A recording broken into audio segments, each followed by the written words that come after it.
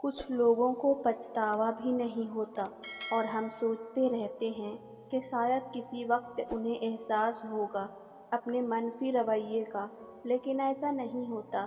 یہ پچھتاوے بھی جرف والوں کے لیے ہوتے ہیں۔ بے حس لوگوں کے پاس صرف اپنا آپ ہوتا ہے۔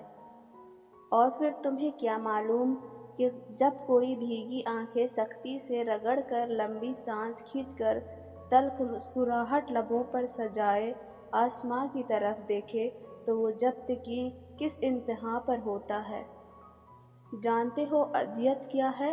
اپنی آنکھوں کے سامنے اپنی اہمیت کو کم ہوتے ہوئے دیکھنا اور پھر بھی خاموش رہنا۔ رات پہلی بار میں نے اپنے لیے دعا کی کہ میرا دل پتھر کا ہو جائے تاکہ میں کبھی کسی کی جھوٹی محبت پر یقین نہ کر سکوں۔ لوگوں کو کھونے سے نہ ڈرو، بلکہ ڈرو اس بات سے کہ کہیں تم لوگوں کو خوش کرتے کرتے خود کو نہ کھو دو۔ قدر کرنا سیکھ لو، کچھ لوگ بار بار نہیں ملتے اور میرے جیسا تو بالکل بھی نہیں۔ نہ جانے میں برا ہوں یا میرا نصیب، میرا ہر وہ شخص دل دکھاتا ہے جس پر مجھے بہت ناز ہوتا ہے۔ لوگ آج کل آپ کے لیے خود ایسے حالات پیدا کرتے ہیں کہ آپ انہیں چھوڑنے پر مجبور ہو جائیں، اور بعد میں ایسے شور کرواتے ہیں جیسے وہ بہت مظلوم ہے۔ سارا قصور تو ہمارا تھا۔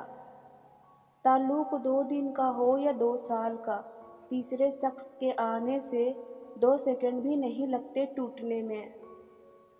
زندگی میں 2 چیزوں کی کمی انسان کو اذیت میں ڈالتی ہے، ایک رات کی نیند، اگر نیند نہیں تو چہرہ بگڑ جاتا ہے، دوسرا من پسند شخص، مؤثر نہ ہو تو زندگی بکھر جاتا ہے۔ میں تمہاری زندگی کی سب سے اچھی لڑکی تو نہیں ہوں، مگر ہاں اتنا یقین ضرور ہے کہ ایک دن جب تم میرا نام سنو گے تو مسکرا پڑو گے اور کہہ اٹھو گے کہ وہ باقی لڑکیوں سے بہت مختلف تھی۔